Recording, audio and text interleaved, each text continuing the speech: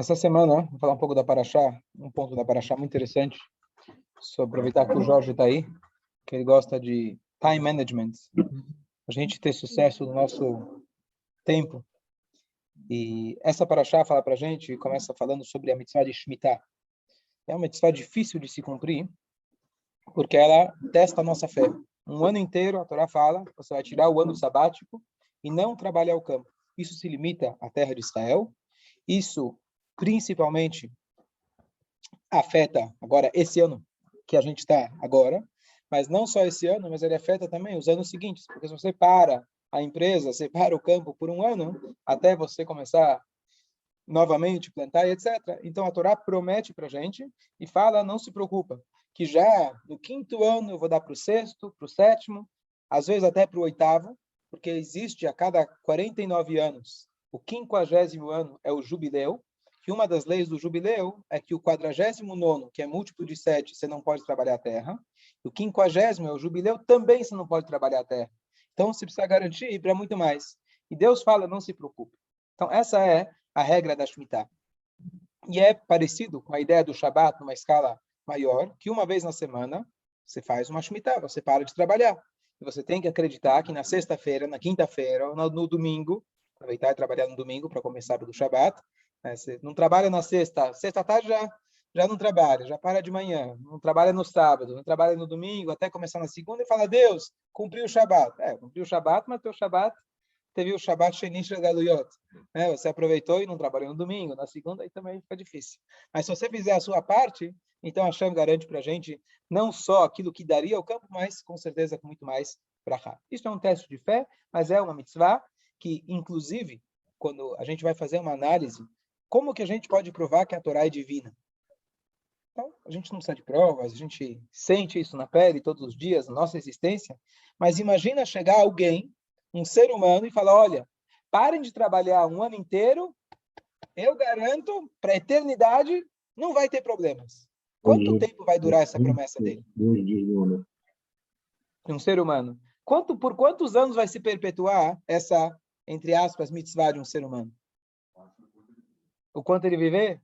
Não, vamos chegar e falar para ele, olha, a gente não trabalhou o 7º ano, tá aqui as contas. Tá aqui as contas, tá certo?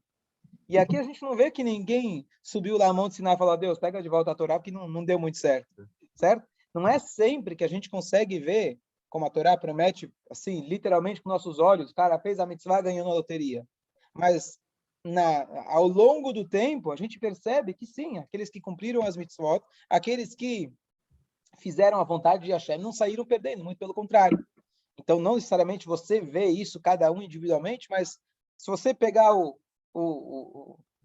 a visão maior, mais completa, você vai ver que funciona. Tanto é que até hoje, essa mitzvah ainda tem. Mencionei outro dia, você conhece a história muito bem, 7 anos atrás, quando foi aquela história, aquele kibbutz Zikim, lá do sul de Israel, literalmente na fronteira com Gaza, que você tem um vídeo dele na internet, quem não assistiu vale a pena, mas do depoimento do cara, que ele na verdade, ele cultivava os grãos, trigos, etc., no norte de Israel. Lá tinha chovido e não estava produzindo bem. Ele foi até o sul de Israel e estava com pressa para cortar. Vai que vem uma frente fria, vai que vem o frio, e ele precisava cortar.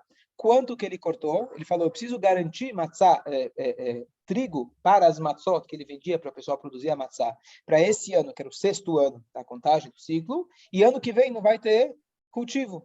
Então, ele, em alguns dias, mesmo que ainda o trigo estava não totalmente pronto, estava um pouco verde, a turma falou para ele, não vale a pena, não pega desse trigo, porque ainda não está 100%. Ele falou, eu não posso arriscar, porque se chover, vai faltar matzá para esse ano, para o ano que vem, e grande parte do fornecimento de Israel vinha dele. E aí ele foi atrás dos funcionários, ele falou, estamos falando, Deus já garantiu aí, estamos falando, chegou o pão francês. Meus filhos acham que o leite nasce na loja, então, quando Deus fala que não vai faltar na loja. Quando você, infelizmente, vai um dia no supermercado e vê que a prateleira está vazia, você lembra da Torá, você lembra daquilo que... Então, ele diz, no depoimento dele, ele fala que era difícil contratar os funcionários, porque estamos falando aqui, literalmente, do lado da faixa de Gaza, e tem menos voluntários querendo trabalhar lá, E ele então contratou para que eles trabalhassem, pagou mais, para que trabalhassem dia e noite. Em questão de, acho que 2, 3 dias, ele literalmente deixou o campo inteiro careca. E no dia seguinte que ele terminou, saiu nas notícias aqueles 11 ou 12 terroristas que tinham feito um dos túneis. Na época ainda não sabia tanto dos túneis, etc. Estavam descobrindo os túneis, que eles fizeram o túnel e eles saíram. Eles achavam que eles iam estar camuflados por todos aqueles grãos, os trigos, etc. E eles saem lá e literalmente, você vê o vídeo deles, em questão de instantes, eles saem, de repente eles começam a voltar, e nisso que eles estão voltando, bum! Israel já eliminou todos eles. Acho que eram 12. Imagina o estrago que eles teriam feito, Deus nos livre. Eles iam entrar dentro, ao lado desse kibbutz Zikim, e Deus nos livre o estrago que eles poderiam ter feito. E aqui a gente vê, milênios depois que a Torá foi dada, 3.300 anos depois que a Torá foi dada, você vê como a mitzvah claramente protegeu o povo judeu. Quando alguém... Vai começar a falhar a internet. Quando alguém tiver na dúvida, será que eu faço ou não faço o ano de Shemitah? Ele assiste esse vídeo hoje, 3.300 anos depois, vai dar uma, poxa, será que não vale a pena cumprir a Shemitah? Então, aqui é uma das mitzvot onde a gente não precisa de provas, né? Mas você vê como que a Torá claramente é divina. Somente a Kadosh Baruch Hu, dono do mundo, que poderia dar a sua palavra, não trabalhe um ano inteiro e eu vou garantir comida para esse ano, para o ano seguinte, às vezes até para 3, 4 anos, etc. Hashem garante para a gente. Mas, fala. Não. Não é rodízio. É um ano fixo. É igual ao Shabat. Shabat é Shabat. O 7º ano existe uma contagem, a contagem coletiva, não é do dia, é coletiva, não é do dia que eu comecei. O Sfirat HaOmer, por exemplo, é uma contagem individual, a gente explicou outro dia. O ano de Shemitah é o ano da Shemitah. Pode ser que eu ainda nem comecei a plantar, pode ser que eu já comecei ano passado. O ano de Shemitah é um ano fixo. Agora nós estamos no ano da Shemitah e todo Eretz Israel não deve cultivar o seu campo. Cumprem. Tem gente que infelizmente não cumpre, mas quando você vai, sempre eu digo isso, é importante a gente lembrar, você está indo para Israel, comprar carne kasher fora de Israel, você precisa ir atrás de um açougue, um lugar kasher, não é tão simples. Mas achar fruta e verdura, está no Brasil, tranquilo. Em Israel, carne kasher você acha com facilidade. Agora, fruta e verdura kasher não é tão simples. Porque a fruta e verdura tem tantas leis e a ação, às vezes, impõe, né? A Torá coloca para a gente tantas restrições, eventualmente, que você precisa ter realmente a ashgachá de um bom rabino que ele vai lá e atestar que a fruta está lá com um selinho, com a etiqueta, dizendo que ela cumpriu todas as leis da terra de Israel. Dá. Hoje se importa, hoje tem alguns métodos ficam mais fáceis, mas se cumpre essa mitzvah até hoje. Se cumpre essa mitzvah. Então, vamos lá. Você não pode plantar, você não pode cultivar. Como que fica em relação àquilo que cresceu? Você plantou ano passado e cresceu agora. Então, a Torá fala nessa paraxá que você pode, vamos pegar, você é o dono do campo, você pode ir comendo enquanto tem lá no campo. O que significa isso? Você não pode chegar e falar, bom, então, já que tem maçã no campo, eu vou cortar tudo e guardar em casa. É proibido você armazenar em casa. Tudo que está no campo pertence a qualquer um. Imagina, você abre o teu caixa da empresa, você abre o teu cofre e fala, quem quiser, entra na minha loja. Só a gente tentar traduzir para os tempos modernos.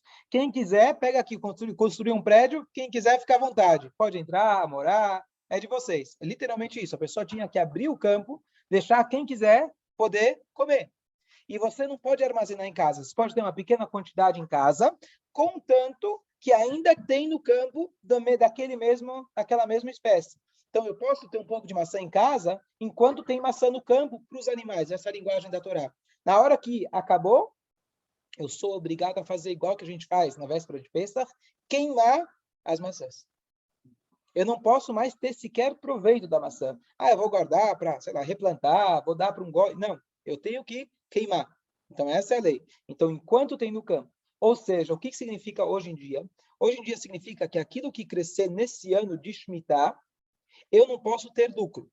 Hoje não existe muito, né? Eu vou abrir o meu campo, onde que fica, para as pessoas entrarem, pegarem. Isso não é tão viável, não vai ser tão prático para as pessoas. Então, o dono das terras, ele vende, só que ele não tem permissão de colocar o lucro. O que ele faz? Ele coloca apenas os custos, literalmente os custos, até chegar no consumidor final. E é isso que o rabino que vai dar o selo dele, é uma das coisas que ele vai realmente certificar que isso foi cumprido de acordo com a lei, que realmente foi sem o lucro. Isso é no ano de Shemitah. Esse ano que a gente está agora. De Rosh Hashanah passado até o próximo Rosh Hashanah.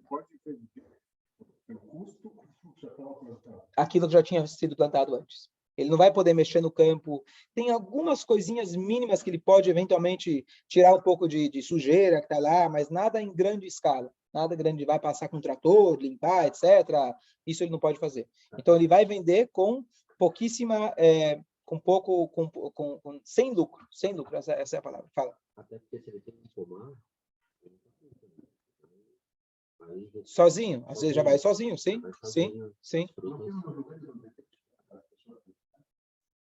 Eu acho que no modelo atual, hoje, acho que isso não acaba acontecendo. Você vai abrir teu campo, hoje, quem vai até lá, onde fica o campo, fica um lugar realmente isolado, etc. Então, hoje, se faz dessa maneira que você coloca nas prateleiras dos supermercados, né, das quitandas, sem o lucro. Hã?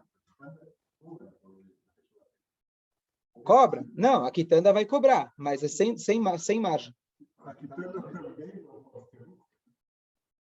Não pode ter lucro. Se eu não me engano, é até o final. Até o consumidor final. Não, você paga por isso, mas você paga os custos. Tem custo e tem margem de lucro. Então, é sem o lucro. Honestamente, eu não sei como funciona em todos os detalhes da questão hoje, como que a coisa funciona. Mas eu lembro justo o ano que eu estava em Israel, era o ano pós-Shemitah. Não, eu fiquei uma parte do ano com Shemitah, a parte depois da Shemitah. E vocês tinham bem menos opções. Em Israel, comparando com o Brasil, já tem menos opções de frutas. E nesse ano você tinha menos variedade, menos opções, às vezes menos qualidade. Camilo, você não lembra há um ano atrás que procuraram a gente para que eu te liguei? Que teve gente de Israel que ligou para isso que teve uma campanha ano passado de cada um comprar terras em Israel. Isso é uma maneira de arrecadar fundos e dar oportunidade para quem mora fora de Israel poder cumprir essa mitzvah. Se eu não moro em Israel, não tem como eu deixar meu campo descansar. Eu não moro em Israel, não tenho campo. Então, se fez uma campanha para que você comprasse, isso vai para um fundo de tzedakah, mas isso não existe nenhuma obrigação de quem está fora de Israel fazer essa mitzvah. Existem mitzvahs que são circunstanciais. Por exemplo, todo mundo é obrigado a dar um divórcio para a esposa? A mitzvah da Torá, dá o divórcio. Qual que é a mitzvah? A mitzvah é se está numa situação que precisa, você dá o divórcio. Então, é uma mitzvah circunstancial. Então, a mitzvah, quem está em Israel, ele deve fazer essa mitzvah. Então, você não tem a obrigação de ir atrás, comprar um campo para poder cumprir essa mitzvah. Foi uma maneira interessante, inteligente de arrecadar. Eu acho que tem seu mérito, porque é uma mitzvah, ninguém está dizendo que não estou tirando o mérito da mitzvah, mas nós não temos essa obrigação de ir atrás dessa mitzvah. Pequenininho, 2 por 2, etc. Se você quisesse comprar 1.000 por 1.000, também dá. Certo? Ok, vamos continuar. Então, eu estava lendo um comentário super interessante de que essa ideia, que às vezes a gente precisa, em um ano, você vai precisar produzir, a Hashem garante que ele garante que em um ano ele vai garantir para você que não falte comida nesse ano, no ano que vem, até o outro você começar a plantar, às vezes quando é o ano de jubileu, mais um ano, etc. Então, isso é uma brachá que a Hashem ele garante para a gente. Então, esse tipo de brachá, agora que a gente está no Sfirat HaOmer, que é quando a gente lê essa parashá, tem um ensinamento para a gente mais prático, especialmente quem mora fora de Israel, em relação ao nosso dia a dia, que é o bom aproveitamento do tempo. Aquilo que eu falei, que é time management. Qual que é a ideia? Às vezes, ou quase sempre, a gente está fazendo muitas funções ao mesmo tempo. Na verdade, a gente acaba não fazendo nenhuma. Nosso cérebro, concorda? É capaz de fazer uma coisa ao mesmo tempo. A gente se convence que a gente consegue fazer duas. Quando a gente faz duas, a gente está fazendo nenhuma com atenção. Tá certo? Concorda?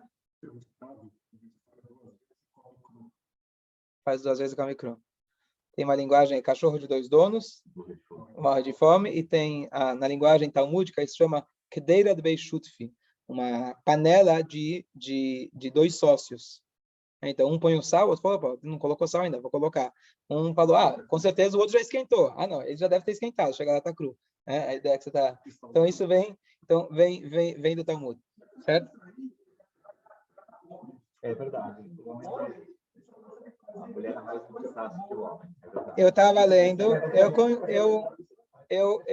eu sou casado, Baruch Hashem, eu conheço esse conceito, mas eu estava lendo que fisicamente, sim, elas têm uma habilidade talvez de mobilidade maior, mas fazer literalmente 2 coisas ao mesmo tempo, o ser humano não é capaz. Ela tem a possibilidade, está escrito que a mulher não tem dat, a mulher tem menos dat do que o homem. Dat se traduz normalmente como talvez inteligência. A mulher é mais burra que o homem, nada a ver, tem mulher muito mais inteligente que o homem. A ideia de dat é a conexão, a concentração. Uma criança tem menos concentração que um adulto. A mulher tem menos, não necessariamente concentração, mas menos apego do que o homem. A mulher, naturalmente, sua forma biológica que Hashem criou ela, dentro de um mês, ela já passou por tanta coisa fisicamente com ela. Então, a mulher tem a facilidade, Deus nos livre, quando ela passa por uma crise financeira, por exemplo. Ela tem mais facilidade de adaptação do que o homem. O homem, quando Deus nos livre, perde o trabalho, fica sem chão. A mulher perdeu o trabalho, já está pensando como agora fazer a sopinha para as crianças e ela consegue administrar melhor. Fala.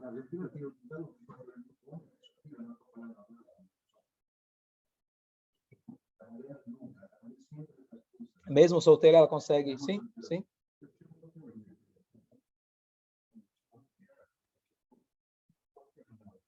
Está cuidando todo mundo.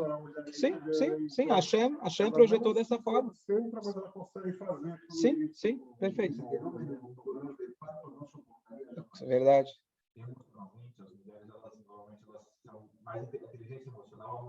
Com certeza. Mas se você falar isso hoje em dia, isso é meio perigoso, né? Falar que os homens... Por exemplo, vou dar um exemplo da minha profissão. Se você pega psicoterapia infantil, quem procura mais? Quem chega mais ao consultório? Os meninos. Porque não que tem o mesmo problema, porque os meninos, eles expressam mais. Tem algum problema, eles põem para fora. A menina, ela é mais contida, ela segura mais. Aí você pega em psicoterapia de adultos, quem chegam mais aos consultórios? As mulheres. Porque as mulheres, elas expressam mais, elas falam mais, pensam mais sobre os problemas. Os homens, eles são mais contidos. Então, acontece um processo inverso. Interessante. Né? Tá bom? Ok. Mas o que eu quero dizer é, na prática, talvez ela tenha mais facilidade de mobilidade, mas o nosso cérebro só consegue se concentrar de fato em uma atividade. Claro, a gente está vendo, escutando, fazendo 1000 coisas ao mesmo tempo, mas assim, uma atividade de concentração, a gente consegue fazer uma ao mesmo tempo. Se você está fazendo 2, você não está fazendo nenhuma. É isso que eu... Bom, não trabalho nessa área, mas qual que é a ideia? A ideia é que existe também situações no nosso serviço Hashem que a gente pode, em 1 ano, como ele diz aqui, em 1 instante, a gente conseguir o que demoraria 3 anos. Qual que é a ideia? Então, nós estamos no Sfirat HaOmer. Sfirat HaOmer é a contagem. Então, tem um Yom Yom, dos aforismos diários, que são ditos do Rebbe anterior, que o Rebbe compilou, e ele fala que os Hassidim do Alter Rebbe, do primeiro Rebbe, eles contavam. O que significa que eles contavam? Cada dia, cada momento, cada hora. Eles contabilizavam. Por quê? Para poder preencher cada um desses dias, desses momentos, com tochen, de forma positiva, de forma construtiva. Mas ainda tem uma história de um dos mestres racídicos, não lembro qual deles que era, que quando ele era pequeno, ele decorava a Mishnayot, decorava os livros e ia ganhando dinheiro do pai, etc., uma maneira de incentivar ele. Quando ele conseguiu juntar um dinheirinho, perguntaram, o que você quer? Olha, meu sonho é ter um relógio. Que ele vai apontar não somente as horas, vai apontar os minutos também. Eu acho que não tinha chegado a ter segundos ainda naquele momento. Para quê? Porque agora eu vou poder ser dono do meu tempo, não só das horas, mas eu vou poder ser mais preciso de como eu aproveito cada minuto. E eu tendo um relógio na mão, eu vou poder saber administrar melhor o tempo.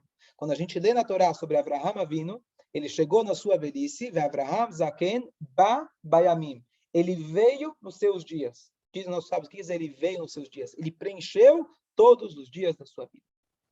Se a gente olhar na nossa vida, será que a gente conseguiu preencher cada espacinho? Às vezes a gente olha para trás e fala, opa, estou em falta, estou em dívida. Então, existe aqui alguns níveis de como a gente usar o nosso tempo. O nível, vamos colocar, mais baixo da balança, da escala, é você simplesmente deixar o tempo passar. Você fica olhando o relógio, vê que horas vai ser o almoço, que horas vai ser a janta. Né? Então, é a pessoa que não está vivendo literalmente, o tempo está tomando conta dele, não ele toma conta do seu tempo. Depois você tem a pessoa, claro, a escala grande aqui, da pessoa que aproveita melhor, aquele que realmente aproveita cada instante da sua vida, ele enxerga que cada momento da sua vida, ele deve ser bem aproveitado. E nisso aqui o Rebbe traz que tem 2 níveis. Tem nível de pessoas que elas conseguem preencher a cada momento, que isso já é fantástico, e tem um nível de concentração, de intenção, um nível de intensidade que você consegue ultrapassar o tempo, que em um dia você consegue render no aspecto espiritual, o que talvez demoraria 3 dias, ou em um ano você consegue render aquilo que seria, demoraria 3 anos ou 4 anos, como acontece no Shvi. Então o Rebbe está dando para aqui um direcionamento de como a gente aproveitar o nosso tempo. Então, o que significa isso? Então, anos atrás, o Jorge estava nesse shur, deve lembrar, eu estava dando um shur de time management, então vou falar o primeiro nível. Uma das coisas que é super importante para a gente aproveitar o nosso tempo é uma coisa contrário do que a gente pensaria normalmente. A gente pensaria normalmente que se eu preciso fazer muitas coisas, eu preciso estar ligado em tudo. Na verdade, é o contrário. Se você está ligado em tudo, você não está ligado em nada. Se você começa o dia já com a cabeça, eu preciso fazer 45 coisas, na hora que você fizer a primeira, você está pensando na segunda. Na hora da segunda, você está pensando na terceira. E você não consegue fazer nada direito. O truque é você tentar concentrar naquele momento, que é a única coisa que existe, é aquele momento. Viver completamente aquele momento. É super difícil. A história conta que o Rebbe anterior, quando ele era pequeno, Rabbi Yosef Yitzhak, estava com o pai dele, Rebbe Rashab, o quinto Rebbe, na Rússia, e eles estavam indo, na verdade, estavam num trem, e eles estavam a caminho de uma reunião super importante. Ele era uma pessoa que tomava conta da coletividade judaica no geral, e tinha sempre vira e mexe, eles tinham que ir para a capital para tentar mexer com a turma do governo, ver se tirava decretos que iam afetar toda a comunidade. E ele, com certeza, deveria estar muito nervoso, ansioso para essa reunião. E o filho pequeno, ele viu que o pai estava concentrado num livro, ou mesmo com a cabeça assim, num assunto super complexo, talmúdico, etc. Ele fala, pai, como você consegue? Você está tranquilo, concentrado, como se fosse que você está na varanda de casa, fumando um charuto, né? Como você consegue? E ele mencionou que havia um sábio, o Rashba. O Rashba é um comentarista do Talmud. Estou tentando lembrar que época que ele viveu. Acredito que foi no ano 1300, 1400, mais ou menos. E ele era um médico, parecido com Maimônides, um grande comentarista, talmudista, etc. E todo dia ele saía para fazer um passeio pelo campo para respirar fundo, ar puro, que fazia bem era importante para a saúde dele. Como que ele fazia isso? Se a gente for ler aqui, tem o livro do Rambam em português. Ele era médico, o dia inteiro, ele na verdade, ele trabalhava o dia inteiro para o sultão. À noite, quando ele chegava em casa, tinha uma fila de pessoas que ele atendia todo mundo de graça. Só depois disso ele ia comer, e aí ele ia sentar para, talvez, dar atenção para a família e escrever tudo aquilo que ele escreveu, que não dá nem para a gente imaginar como uma pessoa que ainda estava fugindo parte da época dele, não tinha dinheiro parte da época dele, como ele conseguiu fazer tanto. Então, voltando a esse Rashba, que é só um exemplo, ele falou que quando a gente faz alguma coisa, a gente está completamente presente naquele momento, como se fosse que nada mais existe. E aí, dando esse shiur, eu dei um exemplo que eu vi muito interessante, que imagina, por exemplo, um pai que ele precisou sair do trabalho, precisou sair de onde ele estava, e ligaram da escola, falaram, teu filho bateu a cabeça. Você sai correndo, leva ele até o pronto-socorro. Naquele momento está no pronto-socorro, ou depois, em algum momento vai sentir, poxa, estou perdendo minha reunião. Poxa, eu devia agora estar almoçando, estou perdendo meu almoço aqui para o meu filho? Não. Você sabe que aquilo é a coisa mais importante e crucial para a sua vida, cuidar e salvar a vida do seu filho. Imagina a gente ter esse nível de concentração e comprometimento em cada uma das atividades que a gente tem. Aquele cara que diz, quando eu estou comendo, todo mundo morreu. Né? Aquela ideia de que quando eu estou concentrado nessa atividade, é a única coisa que existe. Mas espera aí, se eu tenho mais 45 coisas para fazer, eu não consigo. É isso que vai te prejudicar. Você pensar nas outras enquanto está fazendo essa você vai fazer direito. A única maneira de você preencher o tempo e ter sucesso é você ter concentração total. Até aqui é uma dica de time management, não necessariamente judaica.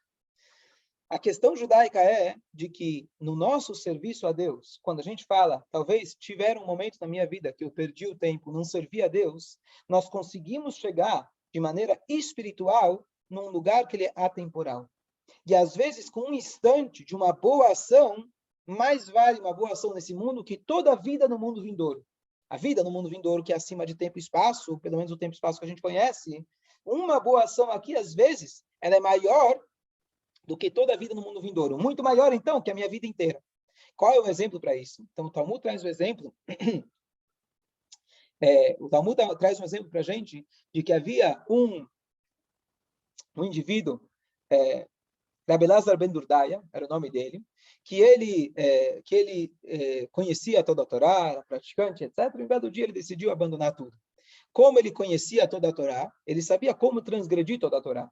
Porque para alguém ser um rachá, para alguém ser um perverso, tem que saber bastante. Porque você tem que conhecer todas as mitzvot para saber como transgredir. Ele fazia questão de transgredir todas elas, Deus nos livre. Até que ele ouviu que havia uma mulher de rua, vamos chamar assim, que ficava a uma distância, a linguagem acho que é 5 oceanos ou 7 oceanos, é só uma linguagem que era distante dele, e ele falaram que essa é a top Miss Mundo. E ele falou, opa, comigo ninguém vai passar em branco, essa eu não vou deixar passar. E ele então atravessou os 7 mares, modo de dizer, ele foi atrás dela, gastou tudo que tinha, e quando ele chegou para, literalmente, pecar com ela, ela vira e fala para ele, Elazar ben Durdaya, você não tem mais jeito. Você não tem mais jeito. E quando ele ouviu isso dela, quando ele chegou literalmente no fundo do poço, ele estava em Keia Klipot, na profundeza das Klipot, ela vira e fala para ele, você não tem mais jeito. Você está me dizendo? Eu precisei ouvir aquilo, se fosse meu rabino que dissesse, tudo bem, mas você está me dizendo, você que representa o ápice da Klipá, então isso tocou nele profundamente. E ele começou a chorar. E aí o Talmud conta que ele foi apelar para os céus, para as montanhas, claro que é uma linguagem metafórica, mas e a conversa que ele tem com os céus e com as montanhas, etc., com os mares, todo mundo fala, olha, eu tenho que cuidar do meu, eu mal consigo cuidar do meu, não vou conseguir te ajudar. E aí ele apela para um, para outro, sabe? Essa é uma linguagem metafórica, até que ele vira e entende que não tem ninguém que pode ajudar ele. E aí ele vira para Hashem mesmo e fala, Hashem, me perdoa. Ele começa a chorar, chorar, chorar, chorar, chorar, até que a alma dele vai embora nesse choro. E na hora que ele falece, sai uma voz celestial e diz, Rabbi Elazar ben Durdai. Rabbi, de repente ele mudou, agora virou o grão rabino, Rabbi. Rabbi Elazar ben Durdaya, bem-vindo ao mundo vindouro. E quando o Rabbi Yehuda Nassi, que foi o compilador de toda a Mishnah, ouviu essa história, ele começou a chorar. E ele falou, Yesh koneu lamo besha'a echad. Tem aquele que consegue adquirir o seu mundo, o seu lugar lá em cima, em um instante. Por que ele chorou? Então a interpretação errada é dizer, bom, queria eu poder pecar minha vida inteira e fazer chuva no último instante. Não, estou falando aqui do Rabbi Yehuda Nassi, não é isso que está chorando. Olha a grandeza de um único momento. Olha a grandeza de uma pessoa, de que apesar de que levou uma vida inteira de forma completamente inútil, em um instante ela consegue mudar toda a sua vida retroativamente. Olha a grandeza de uma mitzvah. E por isso ele se emocionou. Então aqui a gente tem essa ideia, tentando aplicar no nosso dia a dia, que quando a gente vive um momento intensamente, um momento espiritual, e a gente tenta viver um momento que seja da tefilá, com toda a intensidade, seja o momento do estudo da Torá, vou desligar meu celular, eu vou estar concentrado no estudo, eu vou realmente colocar a minha alma, me esforçar, etc., a gente consegue atingir um nível atemporal que Deus diz para você, eu vou te garantir no 5º ano, para que você tenha o 6º, para que você tenha o 7º, etc. Funciona para frente e funciona para trás. E, de repente, o impacto que isso vai ter depois que você terminou aquele estudo, de repente você sente que você está num patamar um pouquinho acima do tempo e do espaço. Eu dei um exemplo outro dia, quando a pessoa decola no avião, de repente, todos aqueles prédios, todas aquelas preocupações, de repente tudo vira menor. Quando você dá um passo acima, de repente todas aquelas preocupações do dia a dia ficam menores. Então essa é a brachá que a Hashem dá para a gente nessa semana, da gente conseguir realmente ultrapassar, em alguns momentos pelo menos, o tempo e o espaço, e a gente consegue de forma retroativa compensar tudo. Só para concluir com uma passagem do Talmud, também muito bonita. Um dos grandes sábios, chefes do povo de Israel, na época da destruição do segundo templo, chamava Rabbi Yohanan ben Zakkai.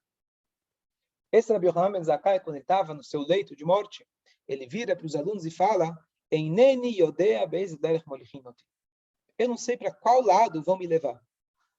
Chegar lá em cima, pode apertar o elevador para cima ou para baixo. Não sou eu que aperto. Chegar lá, agora a gente não manda mais nada. Eu não sei se vão me levar para cima ou vão me levar para baixo. Rabino, se o senhor não sabe, eu já sei. Eu já sei o meu. O senhor, que é o mestre de Israel, estuda, reza, tzadik como o senhor não sabe? Então, agora, se o senhor não sabe, eu já sei o meu, então. Né? O que ele queria dizer com isso?